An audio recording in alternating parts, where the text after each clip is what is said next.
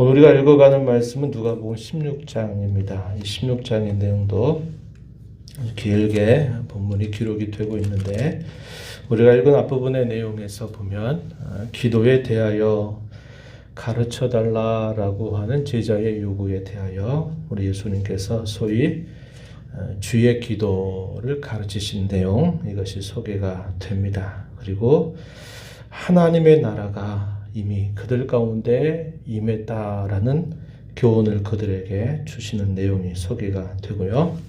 후반부에 가서 보게 되면은 소위 6대화라고 부르는 당시의 종교 지도자들, 특별히 이 바리새인과 율법 교사들에 대한 그들의 외식, 위선, 그들의 거짓된 신앙에 대하여 예수님께서 화 있을진저 하면서 무려 6번씩이나 이 화를 선언하는 말씀이 나타나게 됩니다. 37절부터 마지막 54절까지 그런 내용들이 소개가 돼요.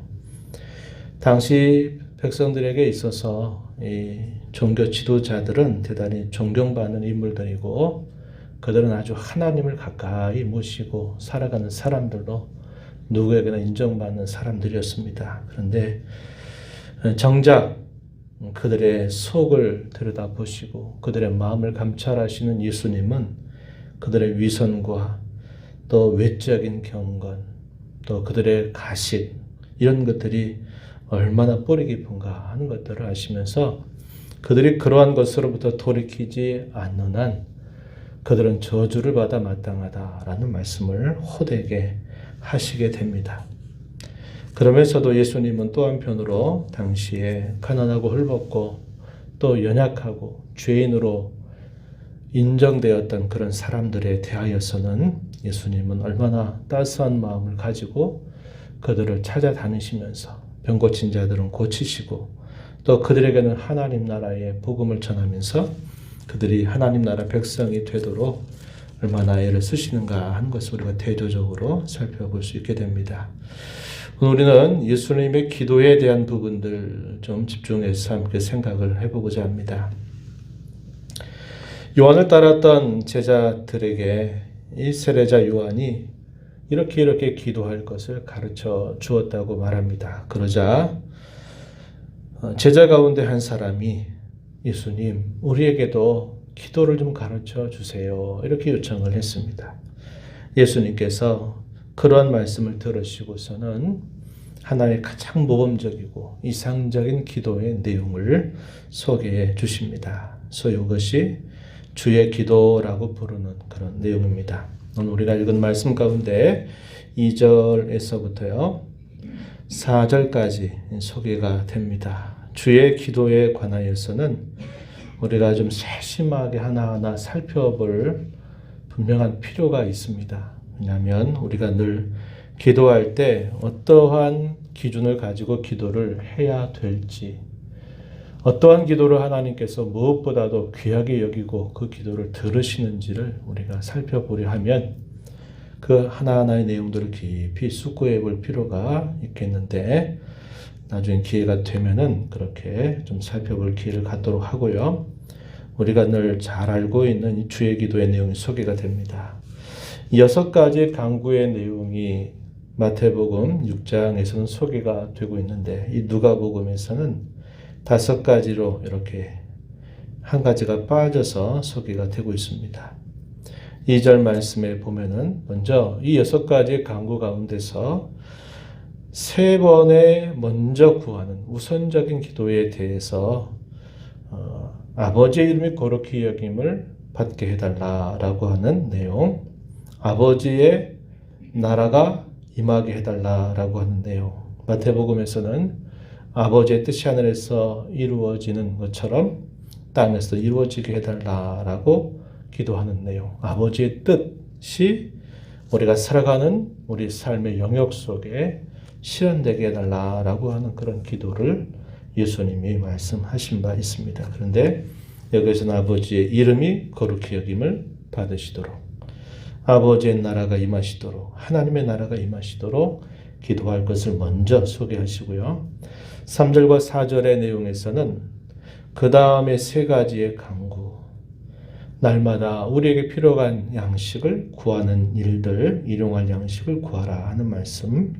또 우리의 죄를 용서해 주는 것과 또 우리의 형제들의 죄를 용서해 주는 죄 용서에 대한 간구. 이게 또 하나의 내용으로 포함이 됩니다. 그리고 마지막 부분에서는 시험에 들지 않도록, 유혹에 빠지지 않도록 그렇게 기도하는 내용. 그래서 이것은 마태복음의 내용과 같은 내용들을 그대로 소개해 주고 있습니다.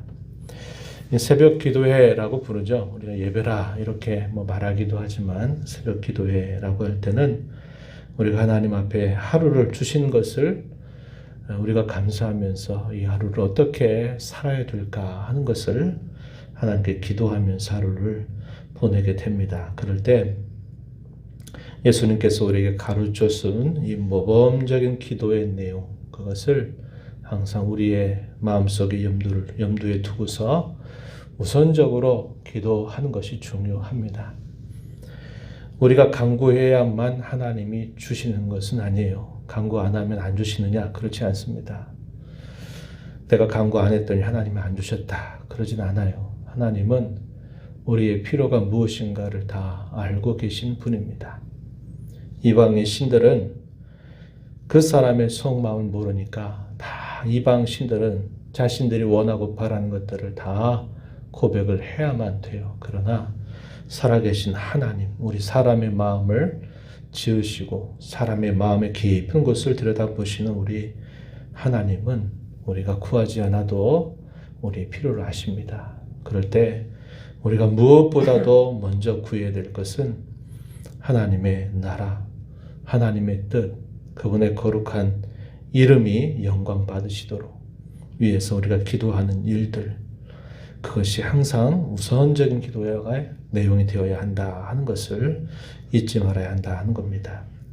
이렇게 내용들을 기도하라 말씀하시고 가르쳐 주신 주님은 하나의 비유를 드시면서 간절하게 기도하는 것, 그것이 참 중요하다라는 것을 하나의 비유를 통해서 말씀을 해 주시게 됩니다.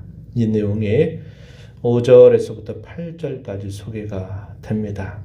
한밤중에 자기에게 찾아온 여행객이 있는데 먹을 것이 없어서 급하게 친구의 집에 와서 좀 먹을 것을 달라라고 간절하게 요구를 했을 때 그 요구를 들어주게 된다. 이렇게 그 예를 들면서 이와 같이 하나님 앞에 이렇게 간절한 마음으로 기도하는 자들에게 하나님 그 요구를 들어주신다. 이 사실을 가르쳐 줍니다. 그러면서 우리 잘 아는 이야기 또 말씀하시죠. 구하라, 찾으라, 문을 두드리라. 구하면 얻게 될 것이고 또 찾으면 찾게 될 것이고 문을 두드리면 너희에게 열리게 될 것이다. 이렇게 말씀하시면서 하나님 앞에 나와 기도하는 자에게 하나님 반드시 응답해 주신다라는 사실을 강조해 줍니다. 또 하나의 비유를 말씀해 주시는데 어떤 비유냐면 자식이 부모에게 무엇인가를 요구할 때 그 요구하는 바를 듣지 않고 나쁜 것을 주는 부모는 없지 않느냐. 하물며 너희 하늘 아버지께서 구하는 자에게 가장 좋은 것을 주지 않겠느냐. 이렇게 말씀을 하십니다. 이 가장 좋은 게 무엇이냐 구체적으로 말씀하시기를 여기 13절 끝에 보니까 성령을 주시지 않겠느냐 이렇게 말합니다. 성도에게 가장 큰 선물이라고 말하면 이런 성령 하나님, 성령을 선물로 받는 것처럼 귀한 복은 없다 이렇게 말할 수 있을 것입니다. 그 성령 하나님은 예수님과 우리를 하나로 연합을 시켜주시고 예수님께서 우리 위해 해주신 모든 구원의 은택들, 열매들을 우리의 것이 되도록 우리에게 그런 은혜를 주시는 분이십니다. 그래서 부모가 자식에게 좋은 것을 준다면 너희 하늘 아버지 천부께서 너희에게 가장 좋은 선물을 성령을 주신다. 이렇게 말씀하시면서 기도에 대하여 이런 가르침들을 쭉 주고 계시다 하는 겁니다. 그래서 우리가 기도할 수 있는 것, 이것은 우리 성도에게 주어진 아주 큰 특권임을 잊지 말아야 하겠습니다. 아버지 앞에, 하늘 아버지 앞에 자녀된 저와 여러분이 그 자녀된 신분을 가지고서 하나님의 은혜의 보좌 앞에 나와서 여러 가지 우리의 간구를 이렇게 구할 수 있다는 것, 또 그것이 얼마나 큰 은혜요 특권인가를 우리가 늘 기억해서 이 한 해를 시작하면서 이렇게 새벽 시간뿐만 아니라 순간순간 살아가는 삶의 모습들 속에, 과정들 속에서 늘 무시로 성령 안에서 기도하며 살아가는 저와 여러분이 되기를 진심으로 바랍니다. 여기 주어지는 말씀 이하에 보면 예수님께서 말 못하게 하는 귀신을 쫓아내게 되니까 무리들은 그 일로 인해서 많이 놀라게 되지만요. 그 예수님이 하신 그 귀한 일을 보고 아주 부정적인 시각으로 보는 부류들이 있었습니다. 뭐라고 말하냐면 귀신들의 왕 바알세불을 힘입어서 이 예수라는 사람이 저렇게 병을 고친다 이렇게 말해서 하나님께서 행하신 그 기적적인 능력을 아주 모독하는 그런 태도로 비난하는 자들이 있었습니다. 또 한편 한쪽에서 사람들은 이거보다 더 큰 표적은 없나요? 하면서 예수님께 더 큰 표적을 요구하는 사람들이 있게 되었습니다. 그래서 예수님은 힘의 논리를 따라서 만약에 사탄이 스스로 자기 부리는 종들을 스스로 쫓아내고 한다면 이건 분쟁하는 나라밖에 되지 않을 것이고 그런 나라라면 그 나라는 오래 서지 못하게 될 것 아니냐. 사탄이 이렇게 하겠느냐. 이렇게 예수님이 말씀하시면서 내가 하나님의 손을 힘입어서 마태복음 12장 18절에 보게 되면 이것을 내가 성령을 힘입어서 귀신을 쫓아내는 이것은 곧 하나님의 나라가 너희 가운데 임한 증거다. 이런 말씀을 예수님이 하셨는데요. 오늘 우리가 읽은 말씀 20절에서 보면은 이렇게 말하죠. 그러나 내가 만일 하나님의 손을 힘입어 귀신을 쫓아낸다면 하나님 나라가 이미 너희에게 임한 증거다. 이렇게 말합니다. 하나님의 나라, 사탄의 나라보다 더 강력한 하나님의 나라가 임하기 때문에 사단이 제압하고 있는 이 모든 것들을 더 강력한 힘으로 제압을 했기 때문에 이러한 일이 일어나서 귀신이 쫓겨남을 당한 것이다. 너희가 그토록 기다리고 그토록 희망하고 바랐던 그 하나님의 나라가 이미 너희에게 임했기 때문에 이것이 이렇게 이루어진 일이다. 이렇게 예수님께서 말씀을 하시면서 하나님 나라의 능력을 말씀하시게 되고요. 더 큰 표적 없냐라고 표적을 구하는 자들을 향해서는 요나의 표적밖에는 내가 너에게 보이지 않는다. 이렇게 예수님이 말씀하시는 겁니다.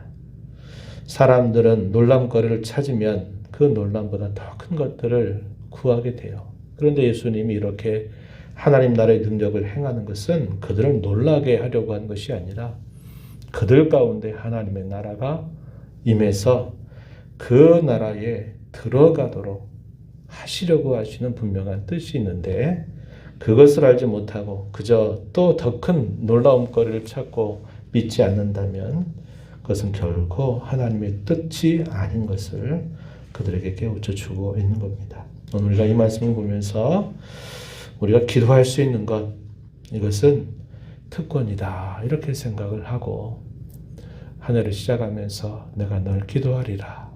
기쁠 때도 어려운 일을 만날 때도 늘 하나님 앞에 기도하면서 기도하면 들어주신다고 약속하신 그 하나님의 약속을 붙들고 이 안에 더 기도하는 자로 살리라 하는 이런 거룩한 다짐을 가지고 나아가기를 바라고 우리님이 하나님의 나라의 백성으로 살고 있다고 하는 사실들을 늘 기억해서 그 나라의 백성으로 주님의 뜻, 주님의 기대하시는 그분의 바람을 이루어 드리는 일에 더 힘을 기울이며 살아가는 복된 한 해가 되기를 진심으로 바랍니다. 하나님 아버지, 이 새벽 시간 또 저희들을 깨워주셔서 신년 첫 주일을 또 맞으면서 하나님 앞에 나와서 오늘도 말씀의 귀를 기울이고 또 기도하면서 첫 주일을 시작하게 하심을 감사합니다. 하늘 아버지, 하나님을 아버지라 부를 수 없는 사람은 하나님 앞에 나아가서 구할 수 있는 특권을 갖지 못합니다. 그러나 저희들에게 하나님의 자녀가 되는 존귀한 신분을 주시고 때를 따라 저희에게 필요를 아시고 은혜의 보좌 앞에 나와서 구하는 사람들을 주께서 용납하시고 늘 은혜 주신다 말씀하신 것을 붙들고 저희들이 이런 말씀을 늘 기억하면서 늘 하나님 앞에 기도하며 살아가는 복된 성도들이 다 되게 해주시기를 바라옵나이다. 내 뜻 내 생각 이루기 위해 기도하기보다 하늘 아버지의 마음, 하늘 아버지의 뜻, 하늘 아버지의 나라가 임하기를 더 기도하며 또 이 한 해를 힘써 살아가는 저희가 되게 하시고 구하는 자에게, 찾는 자에게, 문을 두드리는 자에게 하나님께서 이루어 주실 것을 약속하신 것처럼 하나님 앞에 늘 의지하며 주께서 주시는 분복을 누리며 살아가는 저희 삶이 되게 하여 주옵소서. 은혜의 보좌 앞에 나와서 오늘도 은혜를 구하는 모든 심령들의 간구를 주께서 들어 응답해 주시기를 바라오며 예수님 이름으로 기도하옵나이다. 아멘.